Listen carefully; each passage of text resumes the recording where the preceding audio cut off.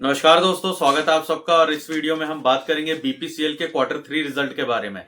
जहां इसका quarter 3 result आते ही इसके जो शेयर प्राइस है, जो कि अभी 273 रुपीस के आसपास चल रहा है, यहाँ पे एक दो दिन से हमने डिक्लाइन देखा है, क्योंकि क्वार्टर 3 का रिजल्ट से जो निवेशक है वो खुश नहीं है। लेकिन क्वार्टर 3 के रिजल्ट में ऐसा क्या दिक्कत है जिसकी वजह से शेयर प्राइस 2 से 3% तक का डिक्लाइन दिखा चुका है और अभी 270 रुपए पे चल रहा है। हालांकि ये जो 270 का प्राइस है, इसके पी वैल्यूएशन के हिसाब से आप देखें तो ये काफी ज्यादा अट्रैक्टिव बन रहा है और काफी ज्यादा अच्छे वैल्यूएशन पे ट्रेड कर रहा है, जिसका फेस वैल्यू 10 रुपए है। और साथ ही साथ कंपनी ने क्वार्टर 3 के रिजल्ट्स के साथ साथ डिविडेंड का भी अनाउंस किया है, जहां पे पर इक्विटी शेयर 5 रुपए पर शेयर का डिविडेंड मिलेगा। जैसे किसी के पास अगर 100 शेयर है तो उसे 500 रुपए तक का डिविडेंड इनकम होगा, उसके अकाउंट में मिलेगा। किसी के पास 1000 है तो उसे 5000 मिलेगा। तो यहाँ पे एक चीज और याद रखने की है कि अगर 5000 से ऊपर या 5000 के अमाउंट का डिविडेंड के लिए आप एलिजिबल होते हैं, मतलब आपके पास करंट लेवल पे 1000 शेयर है बीपीसीएल के, तो आपको डिविडेंड मिलेगा 5000 रुपए। लेकिन 5000 के अमाउंट या उससे 1 रुपए ऊपर होते ही आपके उस डिविडेंड पे टीडीएस भी लगता है 10% का। ये चीज आप ध्यान में जरूर रखें। अगर आपके पास 1000 इक्विटी शेयर से कम है तो फिर आप अपना जैसे 4999 रुपए तक का भी अगर आपका डिविडेंड बनता है तो उस पर आपको कोई टैक्स नहीं देना है, ना ही टैक्स डिडक्ट होकर आएगा। आजकल प्री फिक्स टैक्स पहले से ही डिडक्ट होकर के आते हैं। तो यहां पे ये चीजें आपको समझनी ज्यादा जरूरी हो जाती हैं। टैक्स 10% का स्लैब में होता है। अगर 5000 का अमाउंट है तो 500 रुपए टैक्स लग जाएंगे, मतलब आपके 100 इक्विटी शेयर्स का जितना डिविडेंड है वो तो टैक्स में ही चला जाएगा। अब हम यहाँ बात करते हैं क्वार्टर 3 के रिजल्ट का, जिसके वजह से शेयर में 2 से 3% की डिक्लाइन देखी जा रही है। यहाँ पे जो क्वार्टर 3 का इसका रिजल्ट है बीपीसीएल का 1,28,350 करोड़ का है, जहां पे इसने पिछले साल मतलब इसी सेम क्वार्टर 3 2023 में जब इसने जनवरी में अपना रिजल्ट पोस्ट किया था, तो वहां पे इसका जो रेवेन्यू था वो 1,30,655 करोड़ था। मतलब इस बार 2500 करोड़ रुपए इस क्वार्टर में इसने पिछले क्वार्टर से कम कमाया है रेवेन्यू के मामले में। लेकिन वहीं पे अलग एक बात निकल के आ रही है कि जो नेट प्रॉफिट होता है आफ्टर टैक्स, तो कंपनी ने इस बार का जो रेवेन्यू है जिसमें 1,28,350 करोड़ कमाया है, उसमें नेट प्रॉफिट जो शुद्ध लाभ है वो निकल करके आता है 4,650 करोड़। लेकिन यही हम जब देखते हैं प्रीवियस ईयर से कंपेयर करके, जहां पे 1,30,655 करोड़ रुपए था, वहां पे इसका जो नेट प्रॉफिट था वो 3,397 करोड़, ऑलमोस्ट आप 3400 करोड़ कह सकते हैं। अगर पिछले साल का रेवेन्यू ज्यादा था जिसके कंपेयर में इस साल का रेवेन्यू क्वार्टर 3 का कम आया, जिसके वजह से शेयर प्राइस में 2 से 3% की डिक्लाइन हमें देखने मिल रही है। तो अगर रेवेन्यू कम आया लेकिन यहां प्रॉफिट भी तो बढ़ करके आया, तो इस वजह से मार्केट के थोड़े सेंटिमेंट्स हिट होते हैं। बाकी और भी कारण है जो मैं बताऊंगा कि किस कारण से इसका जो शेयर प्राइस गिर रहा है, और भी ग्लोबल रीजन है जिसके वजह से गिर रहा है।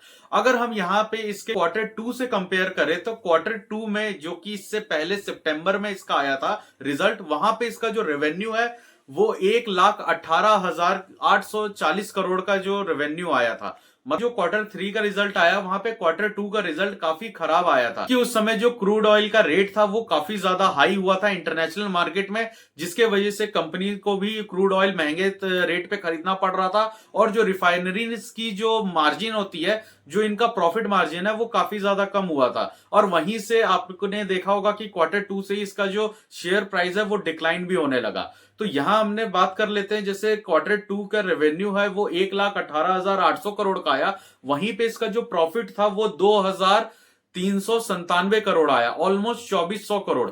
अगर हम पिछले क्वार्टर से क्वार्टर 2 से कंपेयर करें तो इस बार का जो रिजल्ट आया है बीपीसीएल का क्वार्टर 3 का, वो 90% प्रॉफिट बढ़ के आया, जो कि एक बहुत ही अच्छी बात है, खास करके एक ऐसे ऑयल मार्केटिंग कंपनी के लिए जिसका जो रॉ मटेरियल है क्रूड ऑयल वो इंटरनेशनल प्राइस पे फिक्स होता है। वहां पे ही डिपेंड होता है कि इसको इंटरनेशनल मार्केट में कितने रुपीस पे करेंगे तो इनका जो मार्जिन है वो निकल के आएगा। तो पिछले क्वार्टर से इनका जो मार्जिन है वो 90% बढ़ के आ रहा है। और अगर हम पिछले साल से कंपेयर करें तो ये करीबन 36 से 37% का मार्जिन है जो प्रॉफिट में बढ़ करके आ रहा है। तो ये काफी ज्यादा बीपीसीएल के लिए अच्छी बात है। तो ये तो रही इसके क्वार्टर रिजल्ट्स और रेवेन्यू प्लस प्रॉफिट की बात, और मैंने आपको डिविडेंड के बारे में बता ही दिया है। अब मैं डिविडेंड का एक चीज आपको बता दूं कि अगर आप डिविडेंड के लिए एलिजिबल होना चाहते हैं, मतलब अभी आपके पास इक्विटी शेयर्स नहीं है और आप डिविडेंड चाहते हैं, तो आपके पास 28 जनवरी लास्ट डेट होगा इक्विटी शेयर्स इसके बीपीसीएल के बाई करने का, क्योंकि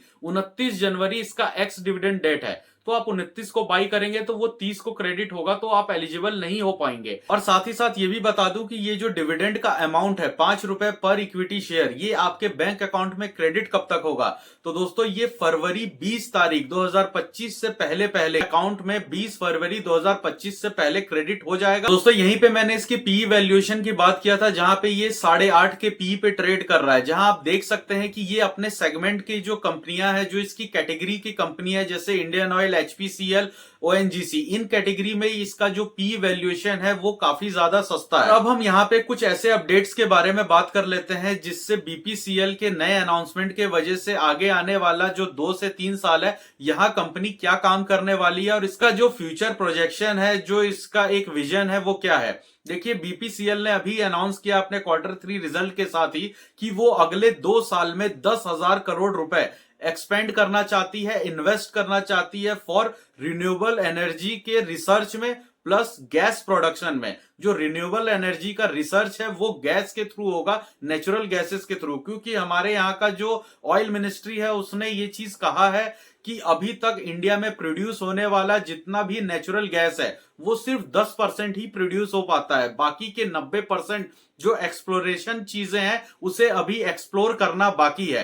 तो बीपीसीएल इस सेगमेंट में रिसर्च करके प्रोड्यूस करने का काम अगले 2 साल में 10,000 करोड़ रुपए इन्वेस्ट करके करेगा, जहां पे कंपनी ने ये प्रोजेक्शन रखा है कि 2028 और 29 के एंड तक में कंपनी कम से कम 10% से ज्यादा का जो नेचुरल गैस है जो वो बाहर से आयात करती है, बाहर के कंट्रीज से खरीदती है, उसे रोक करके 10% से ज्यादा ये खुद ही इवॉल्व करेंगे। तो ये काफी ज्यादा अच्छी बात है और काफी ज्यादा फ्यूचरिस्टिक विजन पे डिपेंड करती है। जो देश की सबसे बड़ी कंपनी है जो ऑयल एंड नेचुरल गैस में काम करती है वो ओएनजीसी है। उसके बाद अगर हम बात करें तो जो बीपीसीएल है वो ओएनजीसी के बाद दूसरा देश का सबसे बड़ा नेचुरल ऑयल और नेचुरल गैस रिसर्च में आगे बढ़ना चाहता है। यहाँ पे बीपीसीएल की हम बात करें तो देश के दूसरे सबसे बड़ा ऑयल मार्केटिंग कंपनी है, जहां पे बीपीसीएल का 2022 और 2021 में गवर्नमेंट ने यह तय किया था कि इस कंपनी का शेयर वो मार्केट में बेचेंगी। मतलब कंपनी के जो स्टेक्स है उसमें गवर्नमेंट अपना हिस्सा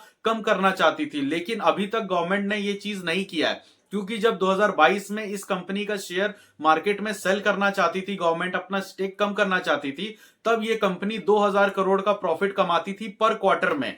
अब अगर आप देखें तो ये कंपनी अब 4000 करोड़ तक का पर क्वार्टर जो इनकम है वो कमाने लगी। तो गवर्नमेंट ने यहां ये देखा कि ये कंपनी रेवेन्यू जनरेट करने में और खास करके प्रॉफिट जनरेट करने में काफी ज्यादा आगे निकल गई है। 2021-22 के आसपास सालाना 8000 करोड़ का प्रॉफिट, ये शुद्ध प्रॉफिट ये कंपनी कमाती थी। और अब देखा जाए तो पिछले साल के हिसाब से इसने 9 से 10,000 करोड़ कमाना स्टार्ट किया है। और इस साल के Q3 का जो इतना बेहतरीन रिजल्ट आया है, इसमें ये देख के लग रहा है कि अगर Q4 का रिजल्ट और अच्छा आ गया तो फिर इस कंपनी का जो टोटल नेट प्रॉफिट है वो अप्रॉक्स 11 से 11,500 करोड़ के पार भी जा सकता है, क्योंकि आने वाले 3 से 4 महीनों में जो क्रूड ऑयल का प्राइस है वो कम होने के आसार दिखते हैं। क्योंकि ये देखा जा रहा है कि अमेरिका के प्रेसिडेंट ने भी जो नेचुरल ऑयल का जो प्रोडक्शन है उसको काफी ज्यादा तेज कर दिया है अमेरिका के बेस से। बाकी जो खाड़ी देश है वो तो ऑयल प्रोडक्शन अपना रेगुलर बना के रखे हुए हैं, प्लस उन्होंने ये भी कहा है कि वो जो ईवी रेवोल्यूशन है और जो सोलर एनर्जी है उस पे जो अमेरिका का कंट्रीब्यूशन है प्लस उसका जो ध्यान है वो कम होने वाला है, जिसके वजह से रिन्यूएबल एनर्जी सेक्टर में इस समय थोड़ा डाउन ट्रेंड चल रहा है, जिससे ये पता चलता है कि आगे आने वाले समय में जो ऑयल की डिमांड है वो काफी ज्यादा बढ़ने वाली है। और मेजर प्रोडक्शन जब अमेरिका करेगा, रशिया सबसे ज्यादा ऑयल सेंड करने वाला देश है, इराक से भी कहा जाता है कि काफी ज्यादा ऑयल आता है। तो ये सब जब ऑयल के प्रोडक्शन सबसे ज्यादा तेज होंगे तो इंटरनेशनल मार्केट में जो क्रूड ऑयल का रेट है वो कम होने लगेगा, जिसके वजह से इंडियन ऑयल कंपनीज में मार्जिन की जो कैपेबिलिटी है वो बढ़ जाएगी। दोस्तों ये तो था बीपीसीएल शेयर का एनालिसिस। अगर आपको ये वीडियो अच्छा लगा तो और इन्फॉर्मेशन आपको अच्छी लगी तो आप इस वीडियो को लाइक कर सकते हैं, चैनल को सब्सक्राइब करें दोस्तों, ताकि आगे आने वाली और भी जो इन्फॉर्मेटिव न्यूज़ेस मैं लेके आऊं वो आप तक पहुंच सके। नमस्कार दोस्तों।